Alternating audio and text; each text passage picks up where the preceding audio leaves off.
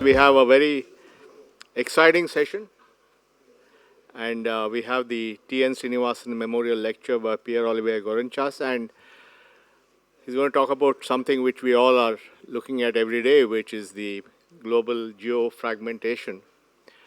I don't think I need to tell all of you about what's going on. Last week we saw a pretty scary debate.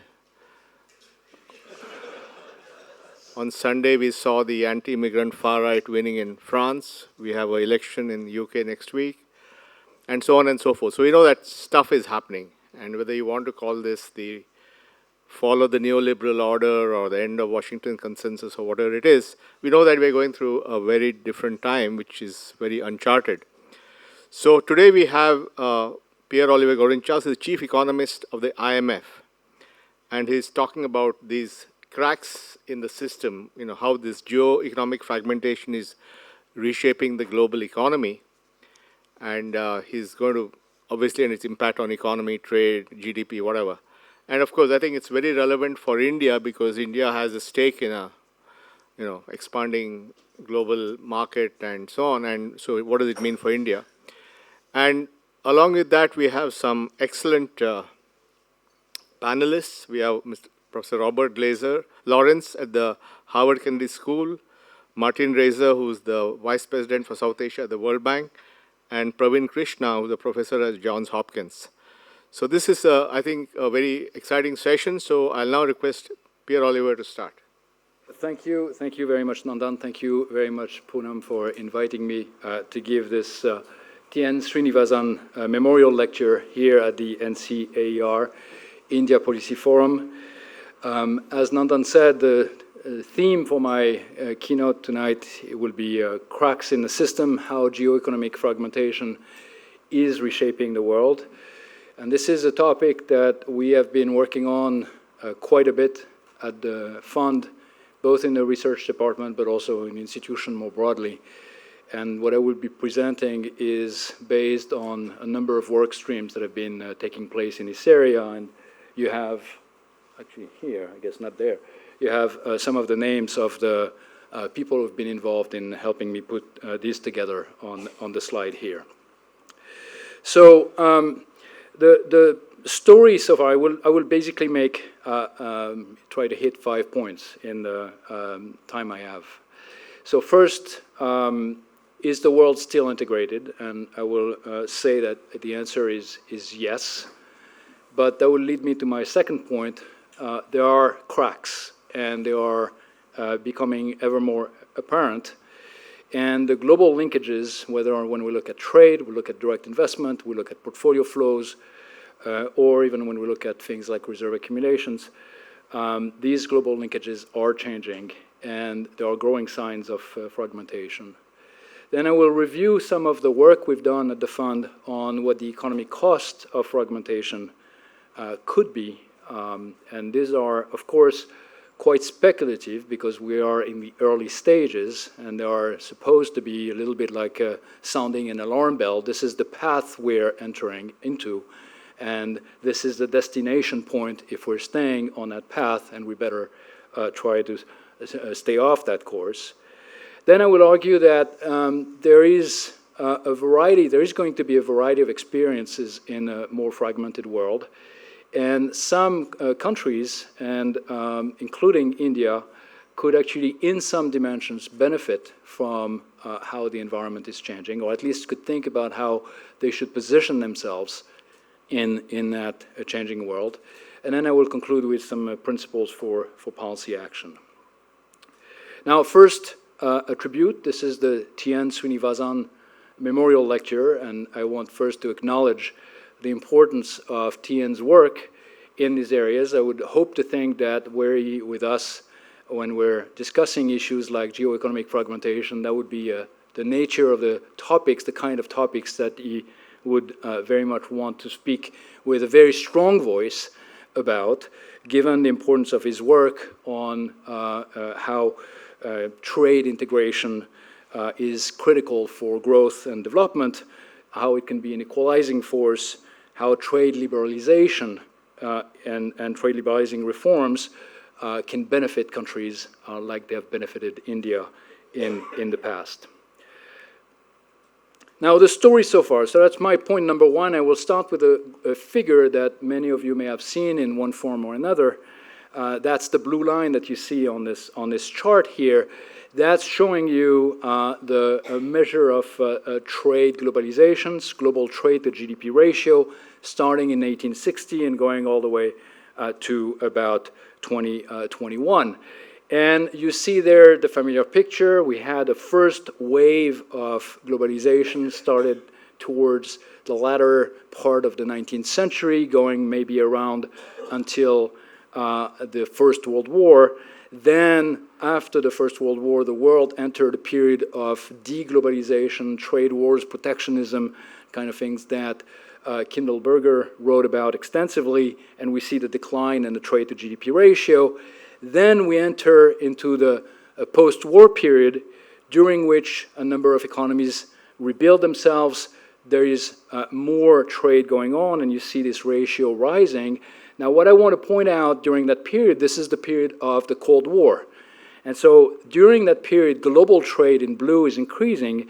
But if you look at goods trade between blocks, where blocks are defined using the Cold War definition, then that share of trade between blocks, between the East and the West, if you want, was decreasing very sharply. So fragmentation, which was occurring at that time, and deglobalization don't necessarily go hand in hand, and that's one of the first points I want to emphasize, and we'll see that again when we look at the more recent period. Then we have the period of full-speed globalization starting in the 1980s, going until about the global financial crisis, where we see a very rapid increase in trade to GDP ratio, largely exceeding whatever was achieved in previous eras of trade globalization. And then post-2008, again, this is the blue line, post-2008, we see what sometimes is called slowbalization. So there is no direction in the trade to GDP ratio. It seems to be fluctuating up and down, basically staying where it is with up some years, down some other years. We seem to have reached a plateau. Okay, and of course this is the period that we're going to be zooming in is the more recent period. So very clearly, while we had a slowdown in the rate of growth of trade relative to GDP, in fact, it stopped growing, we haven't had any serious deglobalization. Okay? We are in a world that remains fairly integrated when we're looking at trade measures. Now, at the same time, in recent years, what we have seen is all of these talk about potential fragmentation, friendshoring, reshoring, and all kinds of trade distorting measures that have been adopted by countries. So here on the left-hand side, I'm showing you in blue, a fragmentation keyword index based on firms' earning calls, and you see the very sharp rise after 2020 in words like reshoring, national security, supply chain resilience, friendshoring, deglobalization. Clearly, this is a concern for the corporate sector, very clearly illustrated by this measure. We have increase in geopolitical risk. And then on the right, you see the explosion in trade measures, trade distorting measures, which are in excess of 3,000 in 2023, when there were only about 1,000 in 2019. So a lot of measures that are a potential impact on trade. So this is the situation so far. And you might say, well, you're showing us that trade to GDP is not coming down, so there's no deglobalization. And there are all these concerns about fragmentation, but are we in a situation where fragmentation is everywhere but in the trade statistics? And I want to argue that that's not quite the case. We're already seeing some signs of this. When we talk about fragmentation, let me also start by being a little bit specific about what I mean here. By geo-economic fragmentation, I mean the policy-driven reversal of global economic integration. often guided by strategic considerations, whether it's national security or some other reasons, but something that is policy-driven and does not include reversals that would be due to shocks or autonomous changes.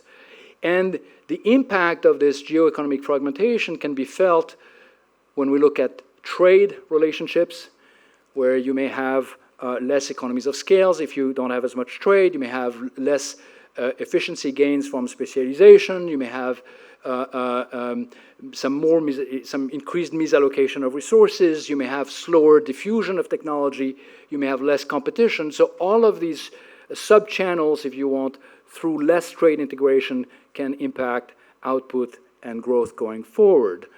There's an additional bullet point here emphasizing that fragmentation in the commodity space can be particularly harmful when you think about the challenges we're facing for the green transition. Fragmentation can also impact capital flows, both direct investment, bank flows, restrictions, or portfolio flows that may lead to lower capital accumulation, increased risk, and macro volatility, worsen risk-sharing allocations. They may also impact labor flows. Barriers to labor flows could hinder, in turn, innovation, also the flow of ideas across regions, and worsen demographic trends. So we're going to look at a number of these channels in the presentation I'm going to give now. And I'm going to emphasize both, focus more on the long-term effects than maybe on the short-term effects. In the short term, you might imagine that some of these things might increase price pressures, might increase supply shortages, might increase inflation. I'm not going to focus too much on this. I'm going to try to focus more on the medium to long-term effects. They're also going to make global cooperation that much harder.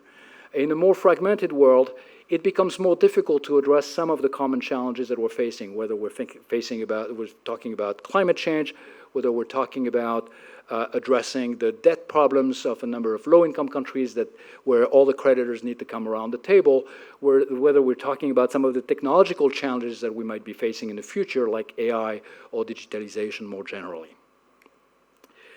Okay, so now let's take a step back and look at what happened already following the 2018-2019 tariffs between the US and China.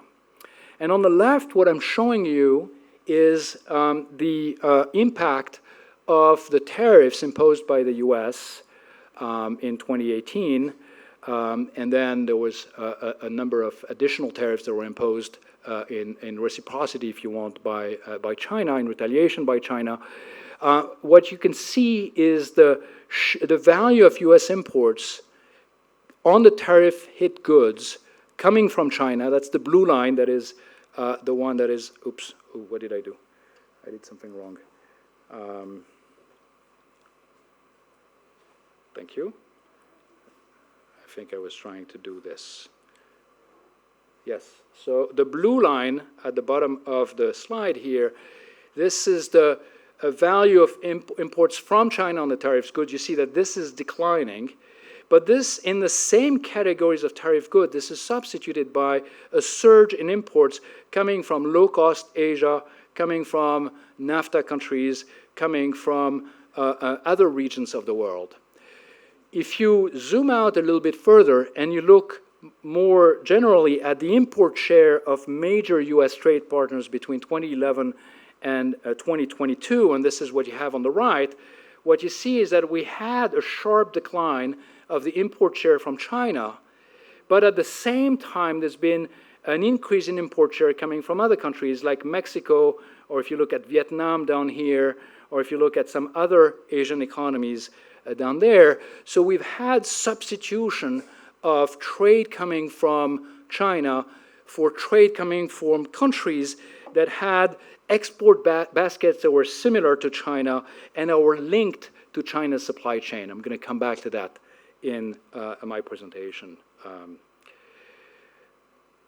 going the wrong way. Thank you. So now, can we take this insight that there will be some impact on trade flows, but we have to be careful, and we have, instead of looking at overall trade flows, we have to look at trade between different groups of countries that may or may not belong to the same geostrategic blocks. And in fact, once we start zooming in and looking at the data that way, we have a very clear picture that emerges. Here, I'm going to start by looking at goods trade. So what we are doing in this chart is we're grouping countries into two, largely at this point, still hypothetical blocks, one that is US-centered and one that is China-centered. And we're looking at the realignment of trade that occurred after Russia's invasion of Ukraine. And what you're seeing on the left is that you have a decline in the trade between those blocks, the US-centered and the China-centered, that is much larger than the decline in trade that happened within blocks over the same period. In other words, we're seeing more broadly a decline in trade when countries are increasingly separate from a geopolitical distance point of view. On the right, I'm showing you something that is based on recent work I've done with Gita Gopinath, Andrea Presbitero, and Petya Topalova at the fund, where we compare the decline in trade between blocks that is occurring now, that's the red line, since time zero is Russia's invasion of Ukraine. We compare that to what happened during the Cold War, starting in 1947. That's the blue line.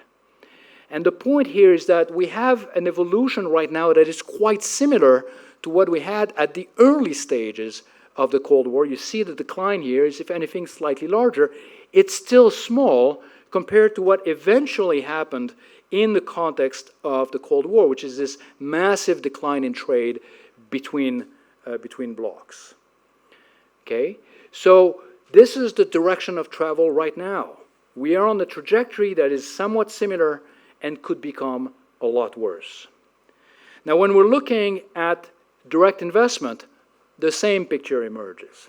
You do the same exercise looking at direct investment taking place, announced FDI project between blocks or within blocks, again, before and after Russia's invasion of Ukraine, you get a very sharp decline in the between blocks FDI announced projects. On the right, I'm showing you something that is based on work we did in the World Economic Outlook a little bit more than a year ago in April 2023, and where we show that a larger determinant of direct investment between two countries is their geopolitical distance rather than their geographical distance. Geographical distance is in red, geopolitical distance is in blue. It matters more who are your friends rather than how close you are to some other country. If we look at financial flows, we also see something very similar. So now I'm looking at cross-border banking claims, cross-border portfolio claims, or even bilateral swap lines, and I'm looking at the impact of an increase in geopolitical distance on these cross-border flows, and you see that all the estimates are large and negative.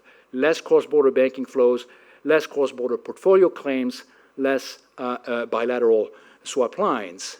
And on the right, this translates also in a decline in the reported direct holdings of, for instance, US Treasuries, that's the red line, in a context in which we have a large increase in issuance coming from the US, so an increasing gap that is not picked up by official reserve holders and has to be picked up by someone else in the market.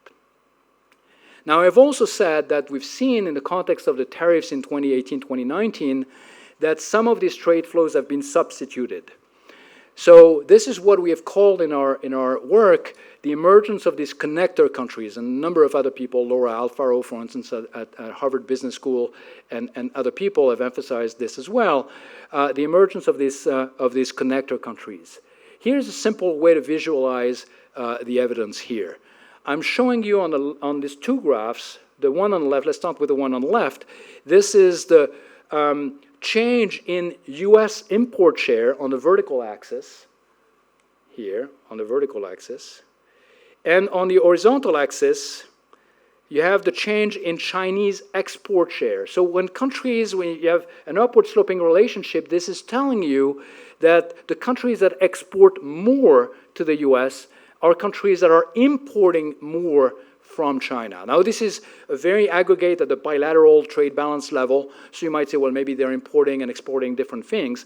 But in fact, in subsequent work, we're now controlling for country products, and the same evidence remains largely true, which is that within country products, you find the same evidence for connector countries. The figure on the right shows the same thing when you're looking at FDI from China and imports by the US. Again, more FDI from China into a country translates into more exports of that country to the US. This is where you see countries like Mexico, you see countries like Vietnam, you see a number of countries that are in that space.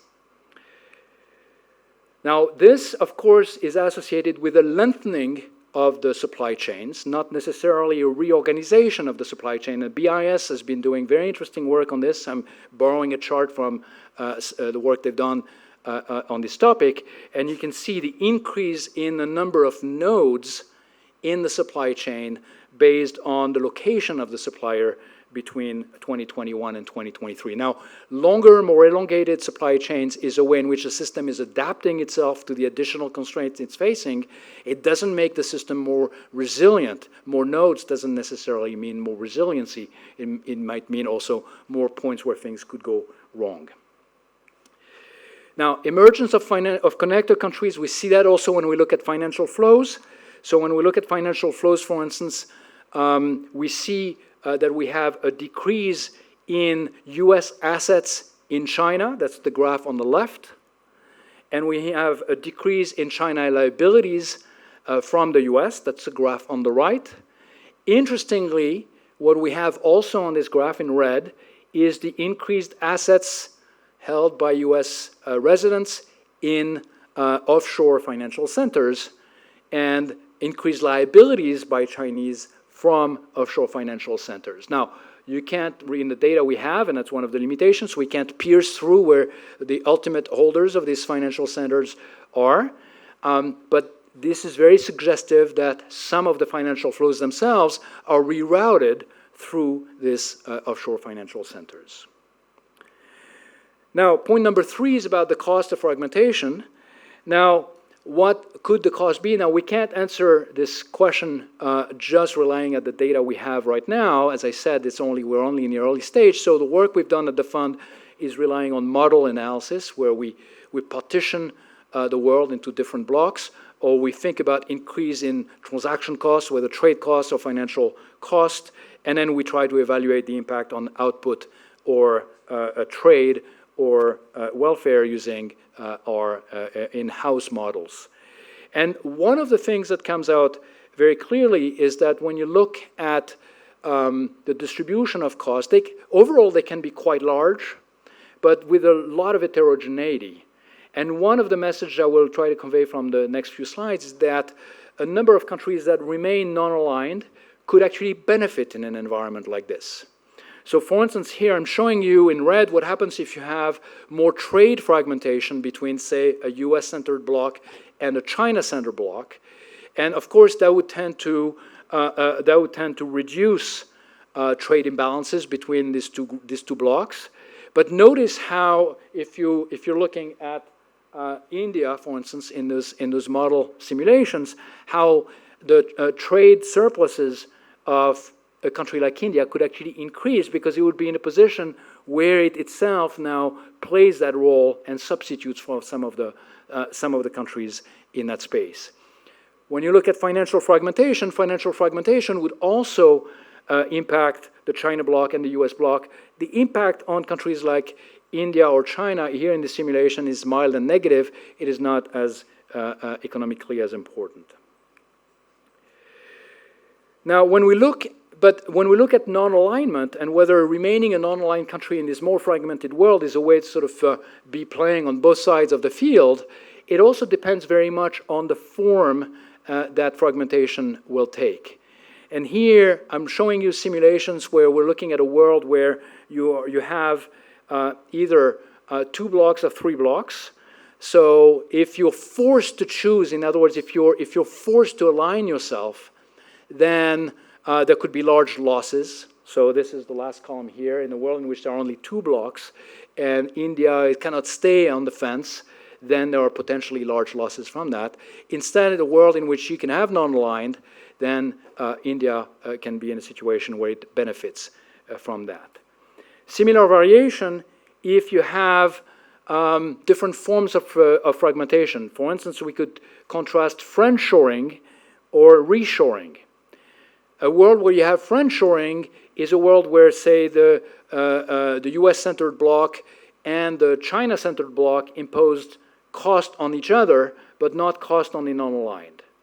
A world in which you have reshoring is a world in which they impose cost on everyone else outside their bloc, and in that situation, if you remain non-aligned, basically you lose your trading partners on both sides, and then the economic costs are much larger. So all of these dimensions are potentially relevant when you're thinking about the possibilities for a country like India going forward.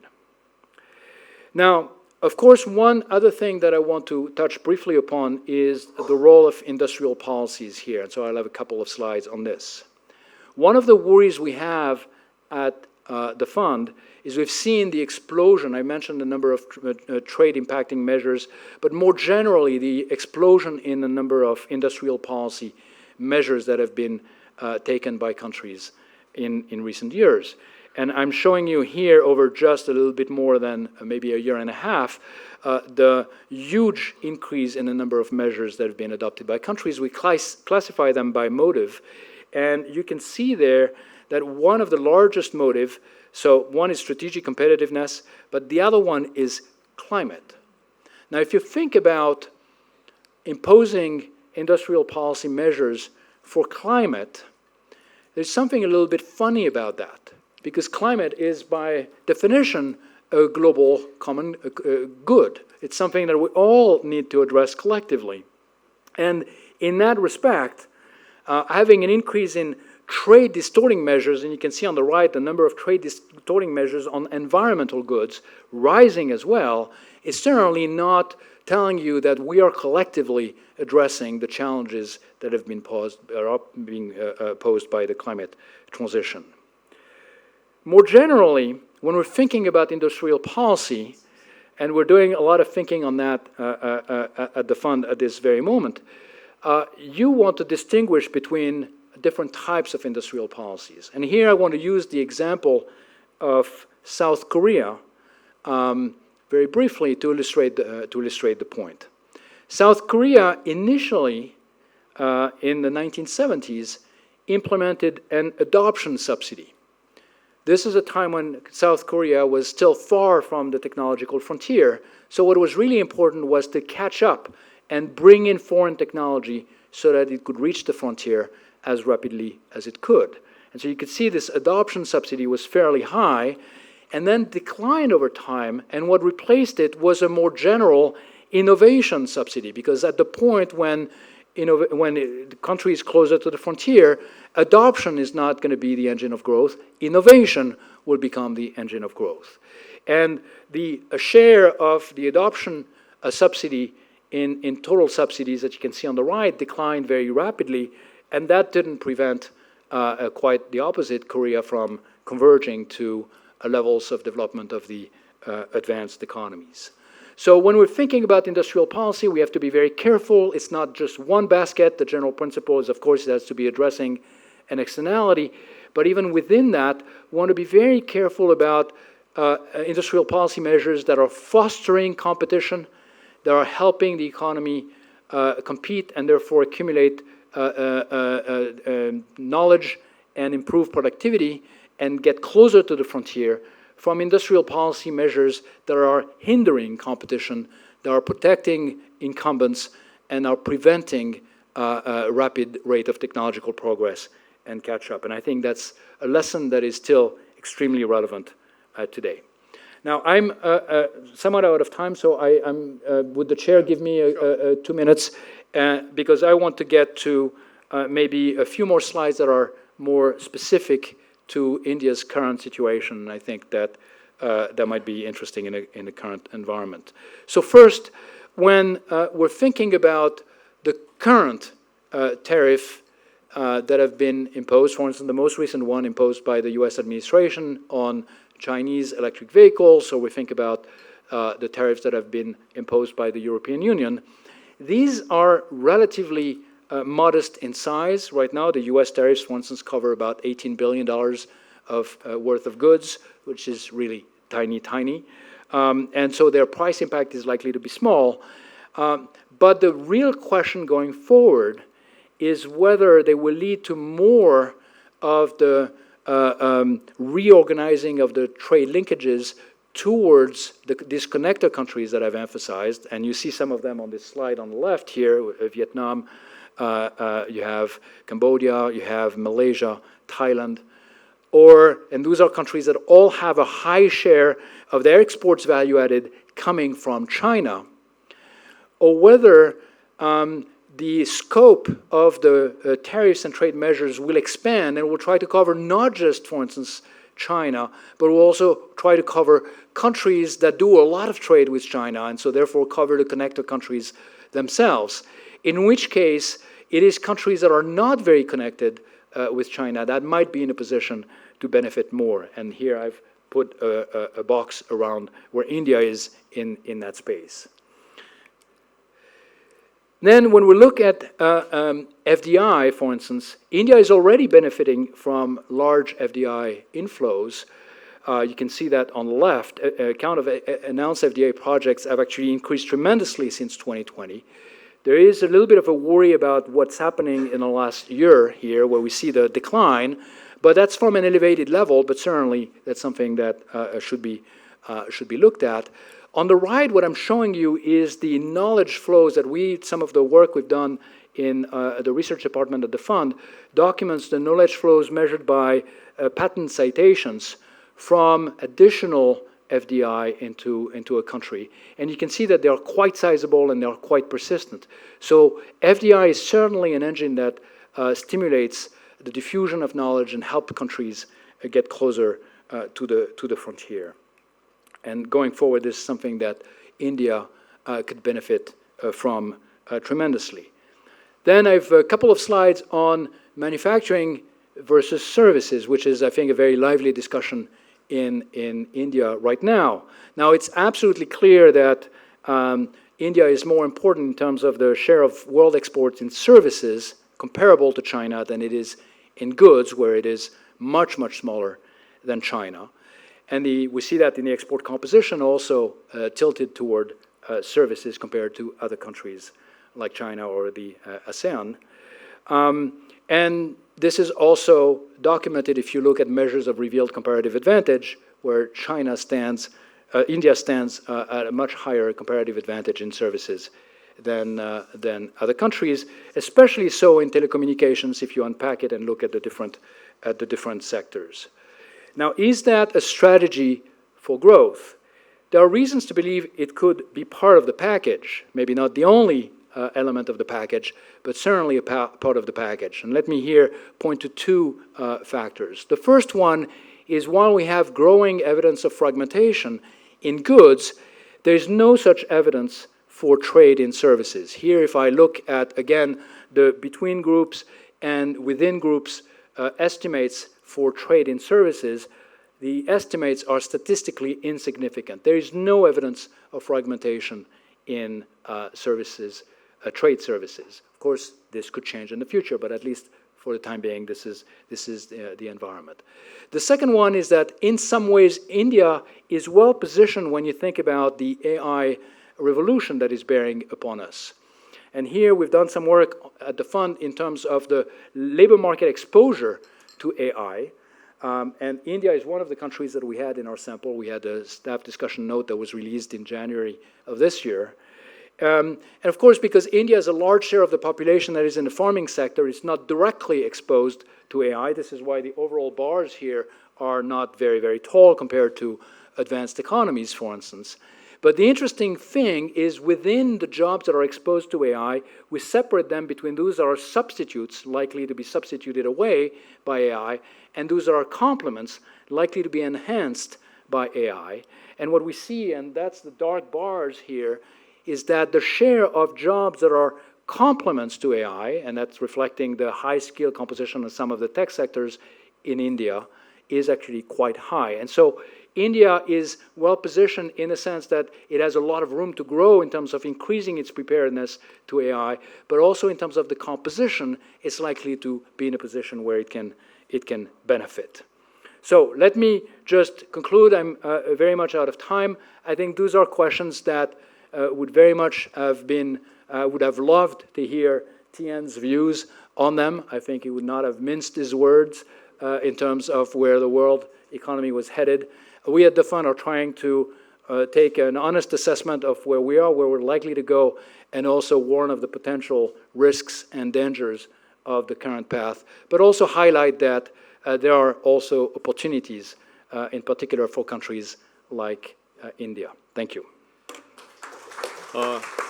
Thank you, Pierre-Olivier, and I think you have set the stage for a very lively discussion. I'd like to start with Professor Robert Lawrence at Kennedy School, who's going to give his rebuttal. Thank you very much. I'm not going to rebut what Pierre-Olivier has given us. In fact, I think he's provided us with a superb analysis. He and his colleagues at the fund have digested the data and revealed that while the world has been subject to a set of unprecedented shocks that have changed the whole environment for globalization, it has also displayed some remarkable features of resilience. And I was particularly impressed by the analysis of what he calls connector countries, who have been able to serve as a kind of a substitute role in offsetting some of the decoupling that has been taking place between China and the United States in particular. The central conclusion I take away from the analysis that he has given us is that what we have to have are, as he has put it elsewhere, are pragmatic approaches that preserve the benefits of free trade to the extent possible, as well as safeguarding global challenges. So there are ways in which, as Jake Sullivan described a similar approach, there are national security issues that need to be taken care of, but ideally these would be taken care of in a small garden with a high fence. That's the way he described it, so that we could continue to have as much positive interaction while nonetheless taking care of genuine national security concerns. Now, had we had this lecture last week, I guess I would have joined with these prescriptions. But it's this week, and we've had a weekend, and a Thursday night debate. And for me, these have dramatically increased the probability that the next president of the United States is likely to be Donald Trump. We don't know whether Joe Biden will continue to run or whether the Democrats will put up an alternative candidate.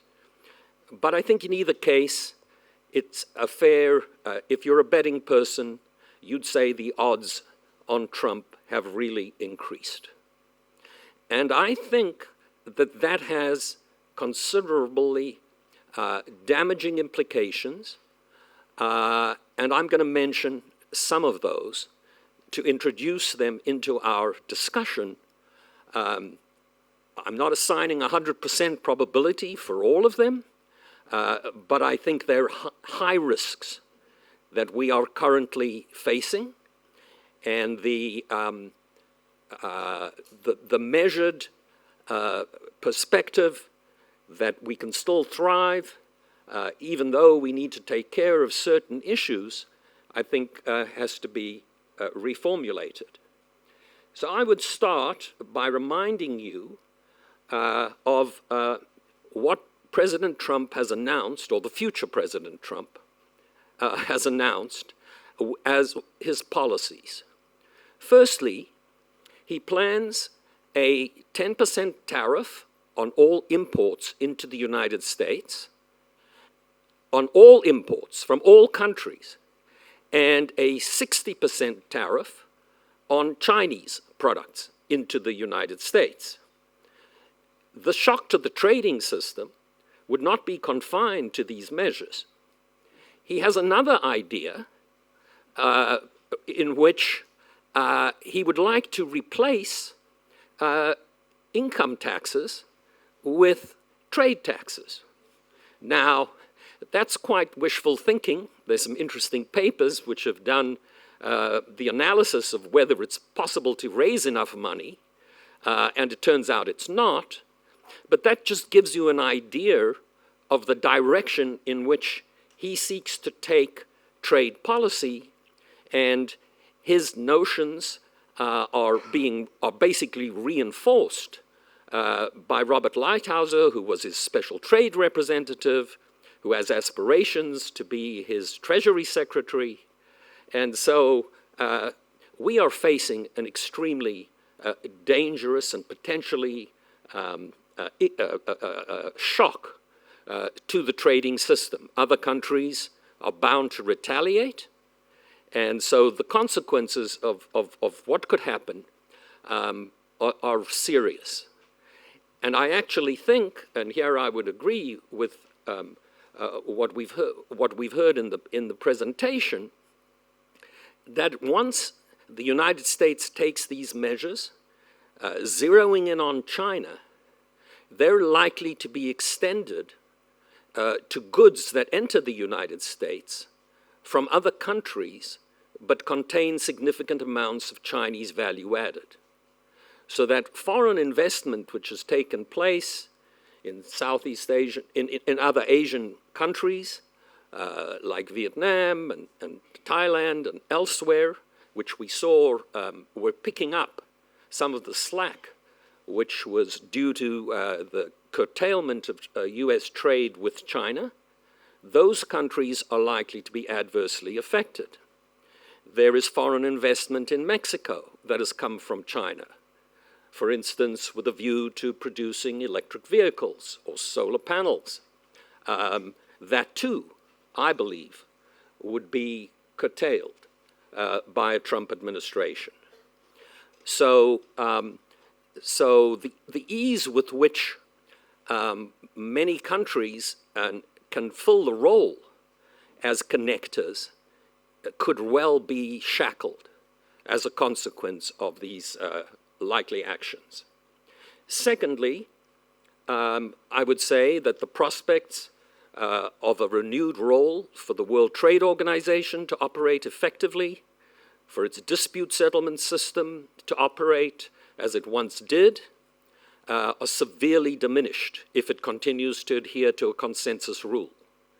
I think it's more likely that those countries who believe in the rule of law when it comes to the trading system either have to adopt the alternative at the WTO, which several have signed on to, the MIA, or these rules will be part of regional agreements. And so what we'll see is a fragmentation of the global trading rules paralleling, if you will, the trade patterns.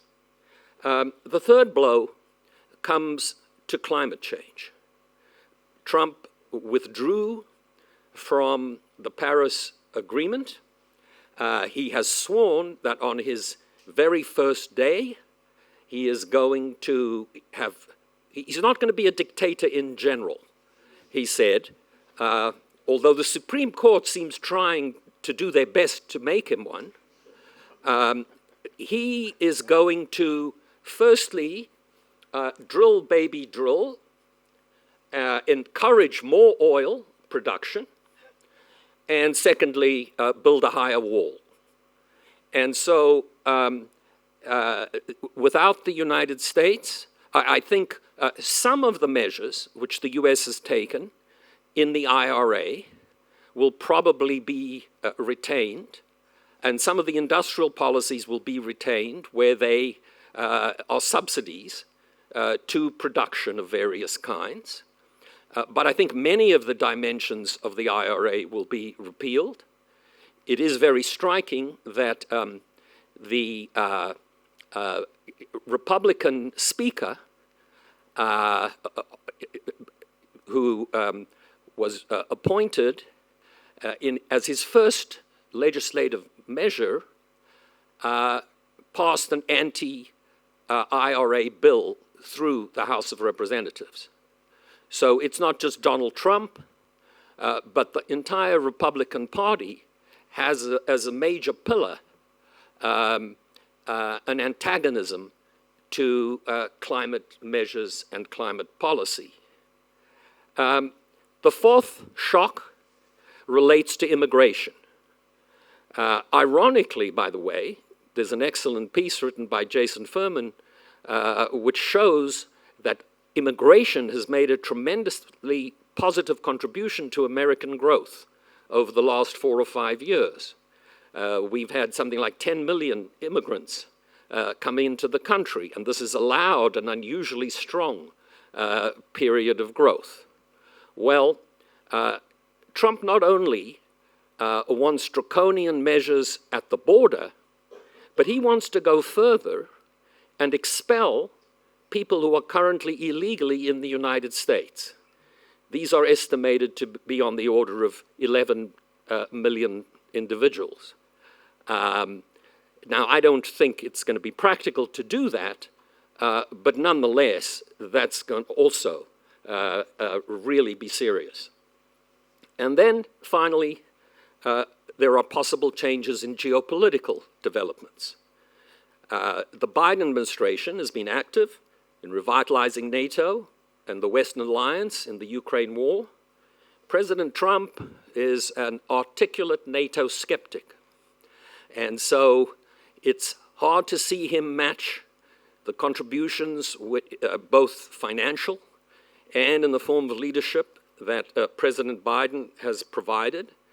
And so I think we see a weakening of that alliance, and we create an environment in which certainly Russia and possibly China feel much more inclined to take steps, Russia, of course, to remain in the Ukraine, and we could, I would raise the probability of the threats of some sort of Chinese action with respect to Taiwan, which, of course, again, would be a huge disruption. Now, I've tried your patience, and I've gone on for too long. I was looking for a clock, but I couldn't see it, fortunately. So all I would just end with is an observation that in numerous respects, parallel developments have taken place in Europe, have increased the probability of some parallel developments within Europe, particularly with respect to immigration, but also with respect to the rise of the right, the weakening of pro-European policies. And so, unfortunately, I end as a very gloomy economist, bringing you tidings of bad news in terms of what I feel has happened over the last week. Thank you, Robert, for those very reassuring comments. I'll now like to request Martin Reiser, Vice President of the World Bank, to give his, I don't know what category, but his presentation. Yeah, I'm not going to be tempted to engage in a debate on the future of American or European politics as much as I find it fascinating to follow. I also don't have much to disagree with the analysis that Pierre-Olivier presented. Somewhat complicated are my comments by the fact that I wasn't entirely sure what you would present, so I'm going to comment a little bit on the fly. One brief observation that I would make is if you look at the chart that had globalization in it, then you will note that the other period in which we had globalization were the 1910s. So if the 1910s and the 2010s are similar, maybe Bob is right that the 2020s and 30s will be similar to the 1920s and 30s, and of course that would be terrible. But that's the only speculation that I will entertain in replying to Bob's comments. What I wanted to say is to comment a little bit on two aspects of which I think are fundamental to the presentation. One is the concept of vulnerability, and the second is the concept of connectedness. So vulnerability arises from the fact that you have fragmentation, and if you trade a lot, well, then you're quite vulnerable. From that perspective, India is not very vulnerable because it doesn't trade a lot. To forego the conclusion, for very similar reasons, India is also not very connected, because to be a connector, you also need to trade a lot. So that's going to be my ultimate point. But let's look a little bit more at this question of vulnerability and how you might want to measure it. The way it is measured in your presentation, and I think the sort of the logic of the argument behind it is that vulnerability results from geopolitics.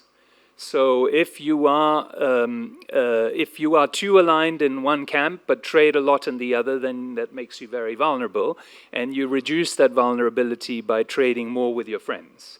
Or and of course the concept of connectedness is also related. If you could find a way to be equidistant to everybody, then you would be quite connected. Now the question is whether geopolitics is really what's driving this. And I think in the part of your presentation where you talked about industrial policy, it's entirely possible that there is opportunist industrial policy that justifies itself strategically with considerations of economic security, but ultimately is more a rediscovery of the idea of import substitution industrialization or economies of scale, ideas that were tested in the 1970s and in some countries worked and in many others failed, but that have become back en vogue. And I'm looking forward to tomorrow's discussion of these issues in the context of the review of the middle income trap with Shomik and Ufuk. Because I think there has been an evolution in the thinking about industrial policy, but a lot of what is being done in terms of industrial policy may be motivated as much by opportunist considerations than by genuine considerations of economic security. Now, if that's the case, trying to optimize your geopolitical positioning may not actually make you less vulnerable. And so there's a recent interesting paper which I found, and I should say that as a vice president of the World Bank, you wish you had time to actually think and do work yourself. None of this is the fruit of my own thinking. I benefit a lot from the fact that Franziska is here, and she happens, together with Shankar Iyer, to be working on some of these issues. So a lot of what I'm talking about benefits very much from their work, and they should be credited. And if I misinterpret it, then of course that's my mistake. But there is a recent paper by Villaverde Fernandez, Minayana, and Song that basically puts all the different elements of fragmentation that we're seeing around the world together. Greater tariffs, geopolitical distance, decline in trade, decline in investment, and tries to extract a common factor of economic fragmentation. And they do indeed find that economic fragmentation has increased dramatically, but it does seem to affect emerging markets at least as much as advanced economies. And so it's the question I want to raise, I think, is whether there is a strategy of insulating yourself against the vulnerability that comes specifically from the geopolitically driven fragmentation if what we're seeing is a more general fragmentation. And I guess, going back to that longitudinal chart, the question is, are we in the 1920s and 30s, or are we in the 1950s? Very different conclusions with respect to how to factor in geopolitical considerations in economic policy. And then the second point I wanted to make is on connectedness. So if you think of connectedness as being able to relate to everybody on equal terms, one way in which you presented it, Pierre-Olivier, is you import from China and you export to the US, so you reroute. And if Bob's predictions come true, that may be a temporary solution, but it may not be viable in the long term. But one way to try and escape from the block formation would be to try and be equidistant, not just in terms of import from one and export to the other, but basically to try and maintain the ability to trade with everybody. And you can try and create an index of economic connectedness, and what Shankar and Francisca are suggesting is that you use the standard deviation of your political distance as measured by voting patterns in the UN, and you weight that with the trade that you have with the various partners. And in an ideal world, you would, or in this interpretation of connectedness, you would try and trade a lot with countries that are distant from you. So your connectedness would be highest if you trade a lot with countries that don't think very much like you, but not just with one bloc, but with multiple of these partners. Well, it turns out that countries like Vietnam and Cambodia that have the features of what Pierre-Olivier described, namely they import more from China and get more FDI from China and export a lot to the US, also export quite a bit to China. And so if you take a connectedness measure around exports, so you look at how distant are you politically from various players, and then you just use the export matrix and you weight the export matrix by that distance, then it turns out that indeed Vietnam and Cambodia are quite good connector countries because they do trade in both blocs. And it turns out that India is not, and this is not because India doesn't trade a lot. It is because India trades with many, many countries, but not specifically much with the US and with China. So India trades a lot with Africa, trades a lot with the neighborhood, trades some with the European Union, and maybe this is simply a fact that India is such a large country, so it would have a more diversified trade base. But it is not, in that sense, your typical connector country. To become a connector country in that definition, it would have to try and specialize in trading with opposite parts of the bloc. And so then the final part of the analysis is to think, okay, if we accept that measure of connectedness, then what are the correlates of connectedness? And that's pretty obvious. In order to be a connector, you need to be able to be an attractive trading partner, regardless of your political affiliation, and that means you have to have a particularly attractive trade regime.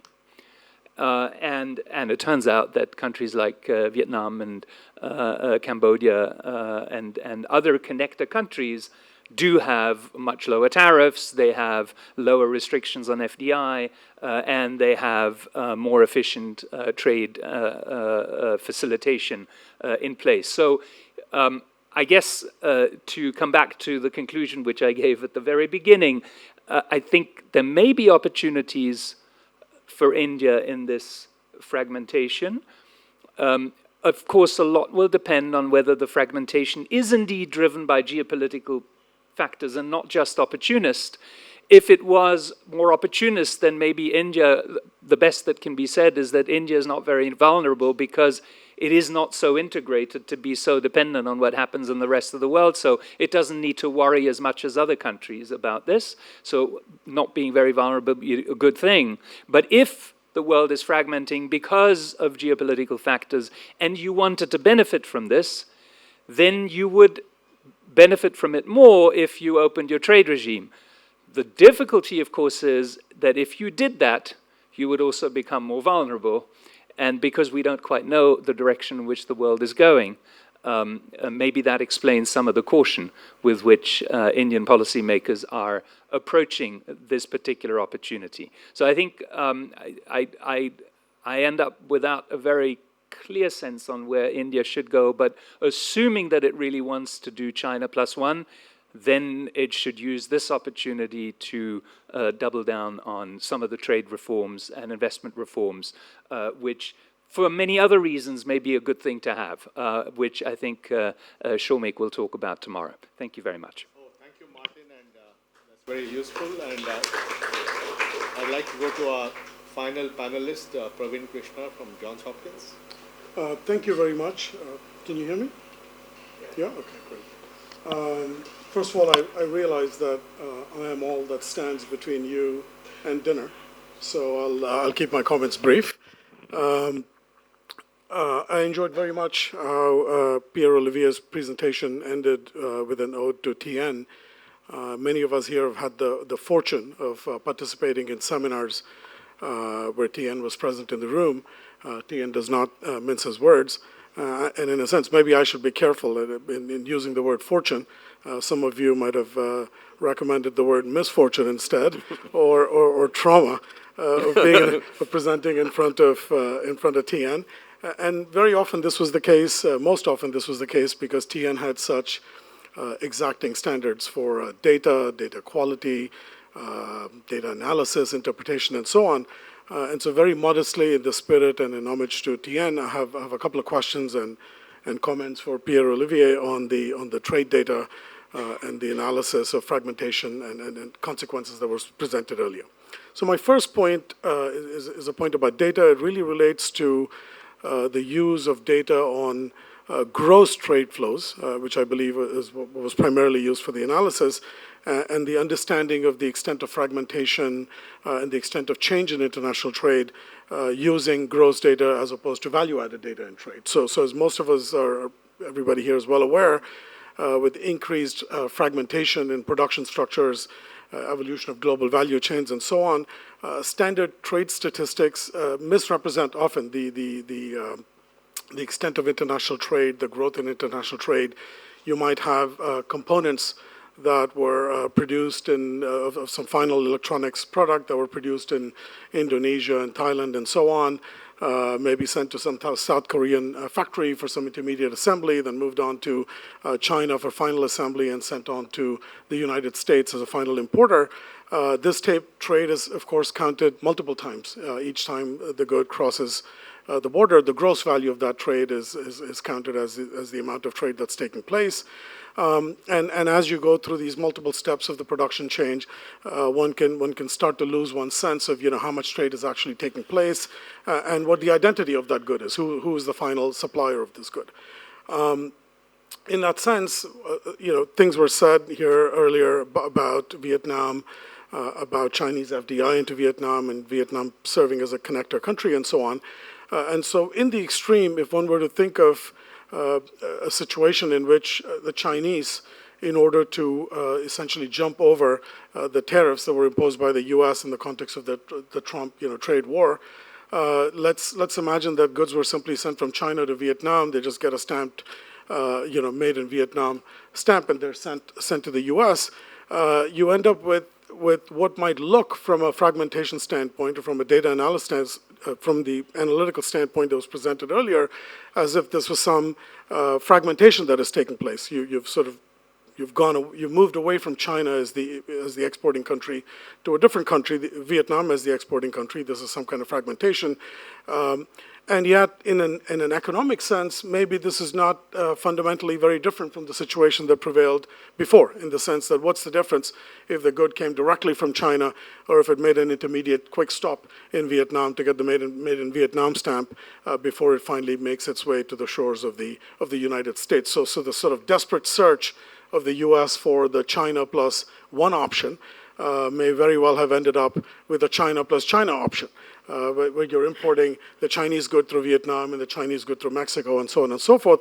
And so in a certain sense, maybe what appears as fragmentation is not necessarily fundamentally different from the situation that prevailed before.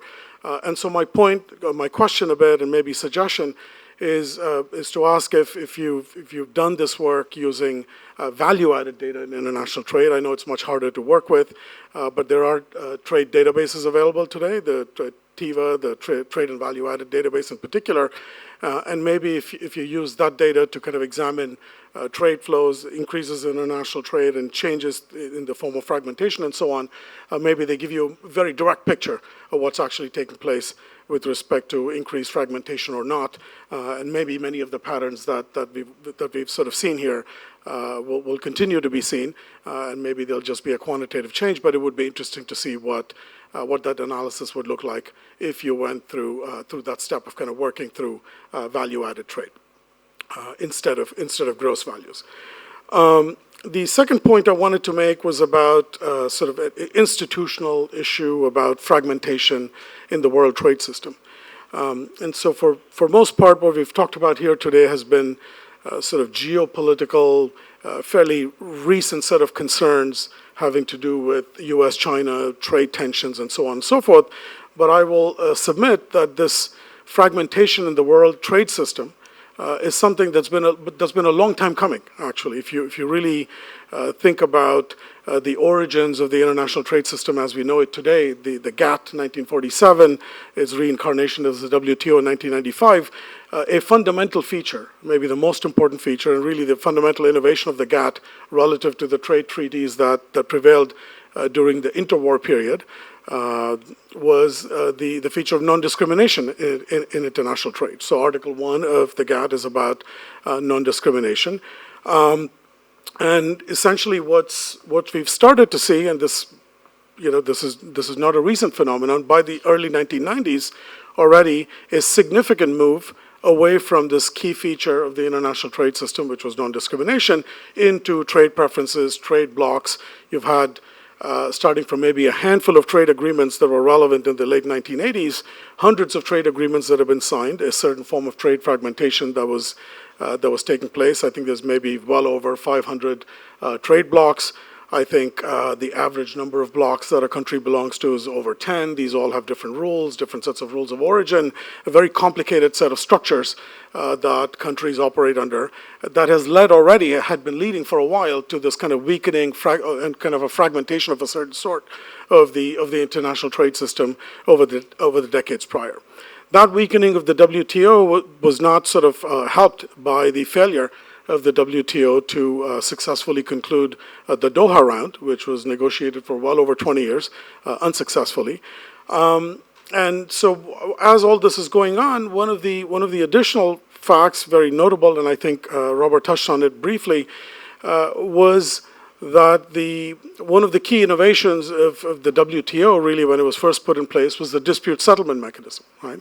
And what you've seen recently is a weakening of that, a very substantial weakening of that, starting from the Obama years, when the judges that are necessary to staff essentially benches at the WTO, the appellate court, the Obama White House started to interfere, in a sense, and slow down the process, and in fact refused to reappoint judges, a process that was accelerated under the Trump administration, the Trump White House, and got to a point where you have no judges left at the WTO. So essentially, the appellate body, the dispute settlement mechanism, again, the crown jewel of the WTO, is in a sense completely absent.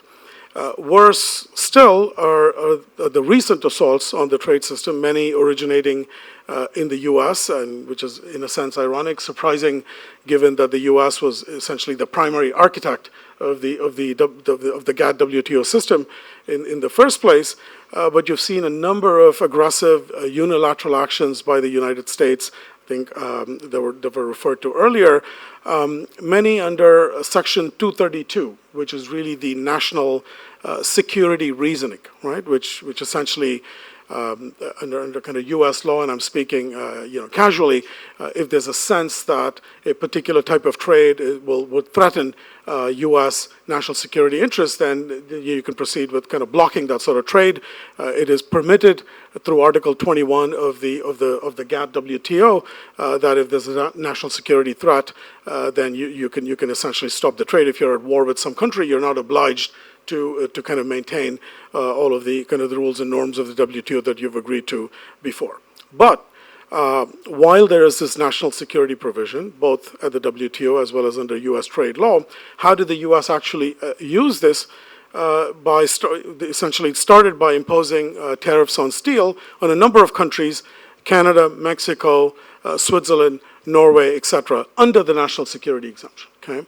And so the idea that Switzerland would be a national security threat to the United States is, of course, preposterous.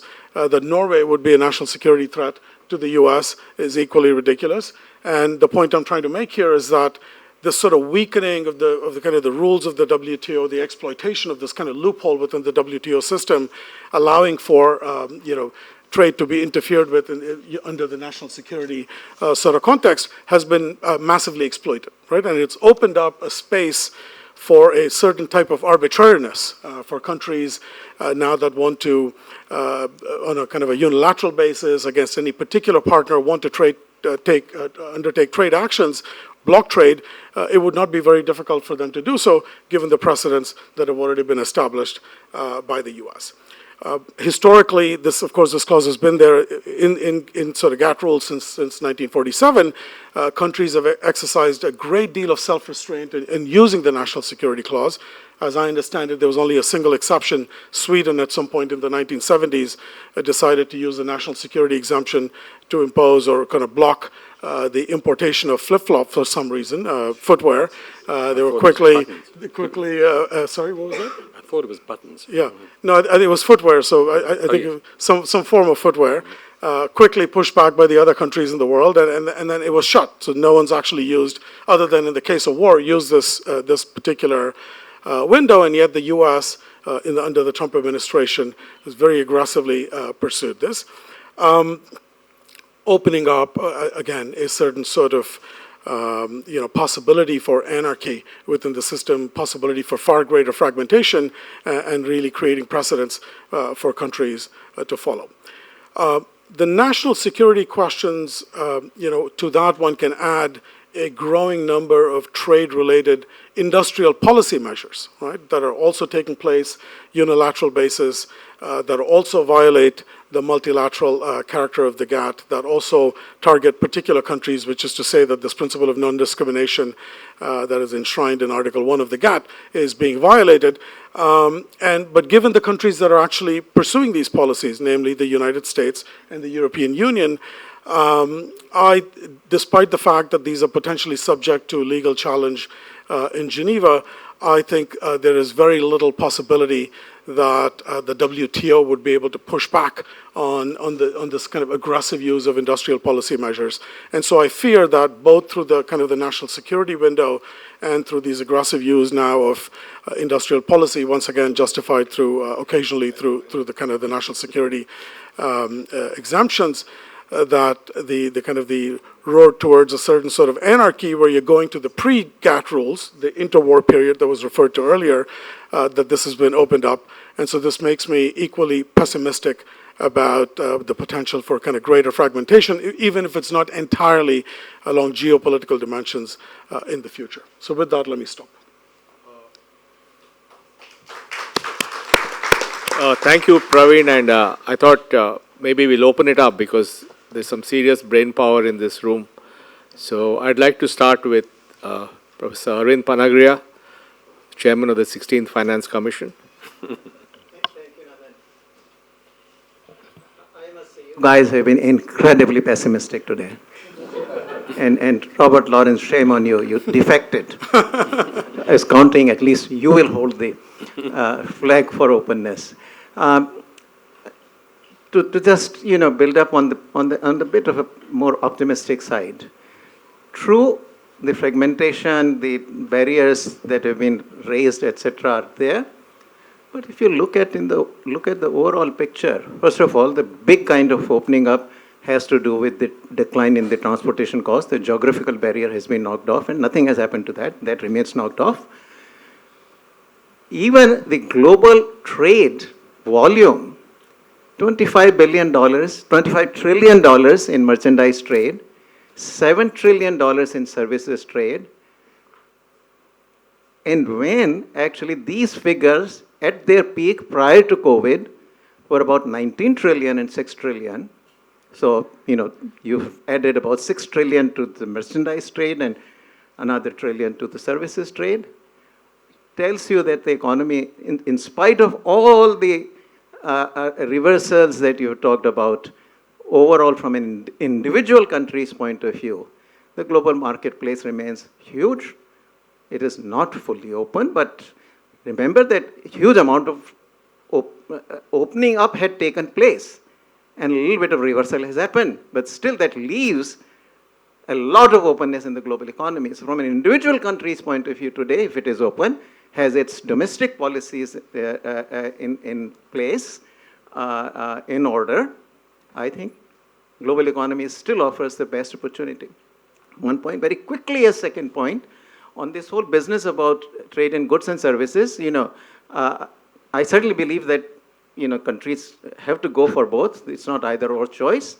But this whole, still this vision that somehow services have fragmented less and therefore they offer better opportunities, really think about it. How much opening up of services happened? The general agreement on trade and services is very young. That was a product of the Uruguay Round Agreement. And after that, in Doha, hardly any additional opening up of services trade happened. Whole sectors remain closed. Indian banks can't get easily into either in Europe or into the United States. Health, education, accounting services, legal services, closed. In contrast, goods markets are still, in spite of the reversals that have happened, are still quite open. So I would argue actually that from an individual country's point of view, opening up to trade, while also fixing the domestic policies in the right way, still remains the best hope. Last point, Korea's example to invoke industrial policy, I think, is the wrong one. Even Pierre-Olivier, when he presented it, it starts in 1970. But that's already a decade of openness complete. The HCI, the heavy and chemical industry drive, does not begin till 1973. And then by 1978-79, they give up. And growth during that 6-year period in Korea declines by 2 percentage points. So Korea had already grown about 9-10% for a whole decade under relatively neutral policies and the absence of any industrial policy. So the invocation of Korea to advocate industrial policy, I think, is a mistake in my view. Thank you, Arvind. We'll just take a few round of questions before we, maybe I'll ask our Chief Economic Advisor, Anand, to. Thank you, Nandan. Pierre-Olivier, I have a simple question for you. Based on one of your slides, does it between the US import share versus China export share to connected countries, on the right side you had US import share and FDI from China. I think the right side chart had a fairly more positively inclined slope than the left side one, if I recall. Does it necessarily follow from that slide that if one has to increase one's exports to the United States, that it is inevitable that one has to attract FDI from China or be open to FDI from China? Thank you. Yeah, I think Barry. I can bring Barry, can you add and also tell us what happens to currency in all this? I was going to ask, actually. I know the talk wasn't about the short-run impacts of fragmentation and of the Robert Lawrence scenario, but is the right way to think about the short-run impact for the global economy that this is a massive, permanent, negative supply shock and central banks and governments have to think about how to respond to a permanent negative supply shock with all the dilemmas that poses, especially when you can't use fiscal policy if you're already constrained. On the other hand, if you're a connector country, like India might be, is it a positive supply shock? Is that the right way to think about the short-run impact? Thank you, Barry. I think Martin is holding. Martin, you should also answer one more question. What happens when the country which designed the system abandons the system? Well, that actually fits with the first point I was going to make. First of all, I think it was a very, very good and provocative paper. We could be discussing this for hours and hours and hours. And I'll come back to some of it at the end of this tomorrow. The first point I was going to make, which does seem to me incredibly important, is we really, really don't know what's going to happen. And I think the discussion has already revealed this. This is one of the moments in history when there are many possible outcomes, and they range between relatively benign and seriously catastrophic. I discussed that in my T.N. Srinivasan lecture last year. And I think we have to stress that, and I would link, I'm jumping ahead of myself, that part of what your answer to your question is what other powers do. I mean, obviously the fact that essentially the US has turned against, that has buyer's remorse about the system it created is extremely frightening and disturbing, but what happens really does depend on what other significant players do. And India in this context is actually an even more potentially a significant player. But that's the first point I made. The second point, which I think is extremely important and cuts both ways, is as Pierre-Olivier said, and this comment was made on this, if you look at the figures, there are lots of interpretations, we really haven't deglobalized very much. In fact, we really haven't. And the good news then is in the objective figures, though there's lots of questioning about cost of diversion and so forth, the protection hasn't done that much. And I actually think much of the slowdown was actually the result that we more or less exhausted a lot of the opportunities for unbundling, which links with the question, the point made by the last commentator. But of course, while that's good news, the bad news is that there's more potential for loss. If protection gets really serious, we would unravel an incredible amount of integration. On most measures, I think one would plausibly use, we have the most integrated world economy or close to it that has ever been.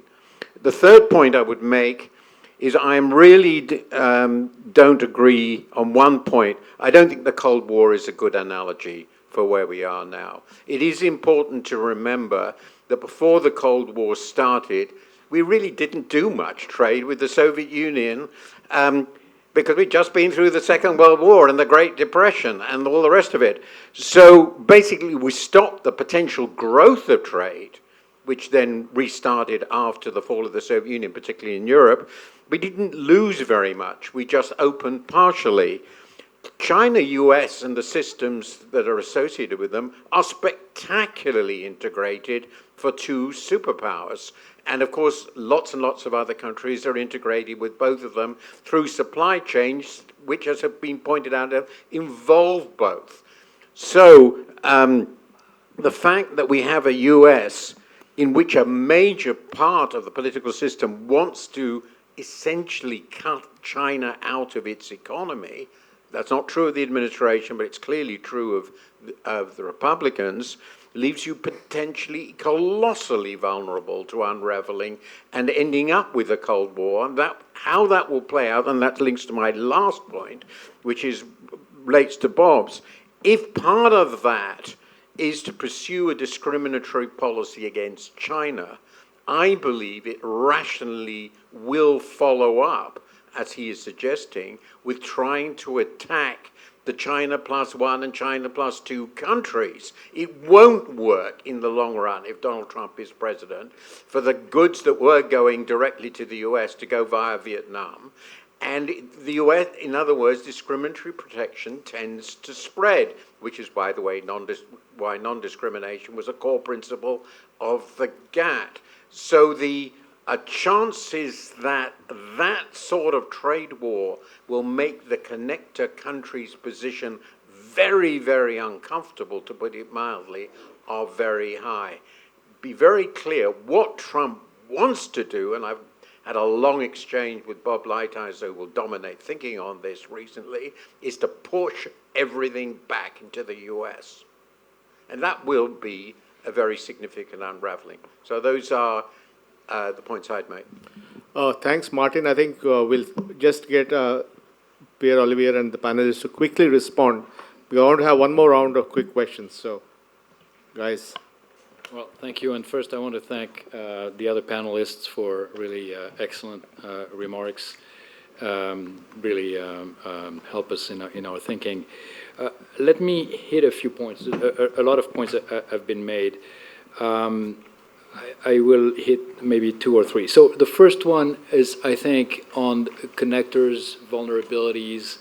Is it really making a difference? I think there is a way to look at where we are right now, and exactly as Martin described it, which is we haven't deglobalized. So I think going to the point that was also made in the question by Arvind. So we should really celebrate that the system has been very resilient. Trade has been growing, merchandise trade has been growing, services trade has been growing. And we had this reorientation, this reorganization, these connected countries, and this is really the system saying, well, we really want to trade, and we have this additional constraints. Let's just find the least costly route around this, and maybe if we get close enough, then that's good enough. It's fine as long as everyone declares victory and go home at that point and say, okay, we've put in a round of measures, and nominally maybe bilateral flows have adjusted, and stuff gets around some other way. I'm not going to look the other way, and so I'm going to pretend it's achieved what it's set out to achieve. And I think a lot of the discussion we have about where we go from there is whether this is where it stops or whether we go the other mile. And the other mile is, as Robert described it, we make the yard bigger and the fence taller, and at some point, the yards becomes even ever bigger, and then the yard is everything. So I think this is really where the uncertainty is in terms of the policies. Now, I'm not going to engage on election discussions, but I think one point that is important, and I think it's important because it is behind some of the things we've seen in terms of what is becoming popular right now, I think, is to ask for an increased role of the state. Many advanced economies, and it doesn't matter whether it's Democrats or Republicans or whether it's the right or the left, we see that across the board. We see a desire for the state to do more. And this desire for the state to do more, it manifests itself in activism, in industrial policy, in ways which we didn't see before. And some of it is using the exemption of, national security exemption as a ploy to get there. And we see it also in terms of all kinds of fiscal demands that are being made on governments by electorates, whether it's about transfers, it's about climate, it's about a bunch of other things. These demands are growing, and I think we see them in a number of spheres. And I think that's one of the driving force that is at work in especially many advanced economies. And that's something that is quite important to keep in mind. And where it matters is, I think it's also showing the incapacity in some ways for a lot of advanced economies governments to put together the political capital they need to implement the right kind of redistribution policies with domestic instruments. And so what instead is happening is trade policy becomes redistribution policy. The purpose of trade policy becomes increasingly, it's not so much about the risks that are coming from either Switzerland or Norway, but it's about protecting certain types of workers in certain types of industries. And I think having that in mind, I think, is really important to understand where this is coming from. Now, I'm not exactly sure how we can re-engage and make citizens and voters understand the benefits of global trade, because I certainly fully agree with Arvind that as a strategy for development, it remains by far the thing that has delivered the most gains to the most. But it's certainly something where the gains being diffuse and the cost being very concentrated, that has become very acute. Again, I'll stop here. Thank you. Robert, some quick remarks? Well, I just would underscore the idea of uncertainty. I deliberately wanted to be provocative because I think it's useful. The one thing I am certain about when we think about the future of the global economy is that we are always wrong. And I've gone through actually systematically tabulating what we thought we knew each 5 years, and it is stunning how wrong we can be. So bear that in mind as you think about what I said. Nonetheless, I do think, and here I join with Martin, there is a plausible bad scenario that we need to take account of. And by the way, uncertainty itself is going to impede the global integration. The mere fact that we can have this engaging discussion and take polar positions that are equally plausible tells you that many participants in the global system are being subject now to extraordinary uncertainty. And we know how that limits their ability to take advantage of opportunities that may well exist. Thank you, Robert. Martin, any quick comments? Just one very brief comment to respond to Ananta's question, do you need Chinese FDI? I don't think you need Chinese FDI. In fact, if we assume that the reason for increasing restrictions is a geopolitical reason against China, and if we assume that that may likely get worse, then you may want to attract FDI from other countries, but you may want to make India a production location for entering other markets to substitute some of the production that was typical to Chinese value chains. And that would still suggest that you want to open up, not necessarily to Chinese investment. And then the question is, how do you discriminate if you don't want the Chinese, but you want everybody else? That's a complicated question. But I do think there is scope, until proven otherwise, for the next decade or two, to check whether the world economy can function in an integrated fashion, even though there is one block that is, there is an attempt to divide the blocks, and the China plus one strategy is not as effective as it would be. That still leaves other trading opportunities that you could exploit. Thanks, Martin.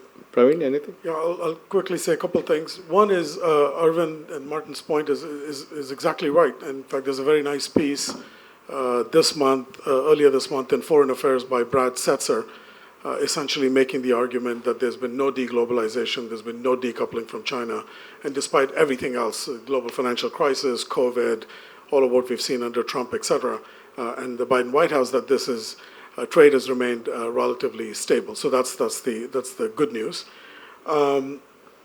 The second point I'd make is that we've talked a lot about Trump here, but maybe worth noting that the difference between Trump White House trade policy and Biden White House trade policy was not very much. So of the over $350, maybe $400 billion of trade that was targeted by Trump, when Biden came into office, there was an expectation that a lot of this would be quickly reversed. And as I understand it, it was only about $10 billion of trade on which tariffs were reversed. So the remaining $390 billion or so, the policies have been maintained. There's bipartisan understanding with respect to, or kind of agreement with respect to how the U.S. might want to conduct trade policy in relation to China. about the political salience of international trade policy and so forth. So whether it's a Trump administration, whether it's a Biden administration, whether it's a different Democrat, in the US, the climate definitely has changed in a negative direction with respect to international trade. And the final point I'd make is in relation to what Pierre-Olivier just said about politics. So clearly a lot of what's driving US trade policy and these aggressions, unilateral aggressions, are domestic politics. Lots of worries about what the voter in Pennsylvania is going to do, and that's the reason you have steel tariffs and so on and so forth. But from a global South standpoint, I mean, countries are looking and saying, but we've got politics too. It's not just the United States that has domestic politics, we have politics as well. And if you feel that in order to secure the extra vote in Pennsylvania, you can have a steel tariff, and to secure the extra vote in Michigan, you can have a tariff on cars, then we have our own political problems as well, and you're setting the wrong sort of precedent, changing the goalposts when it suits you, in pursuit of your own domestic political goals, in which we would all like to do the same thing.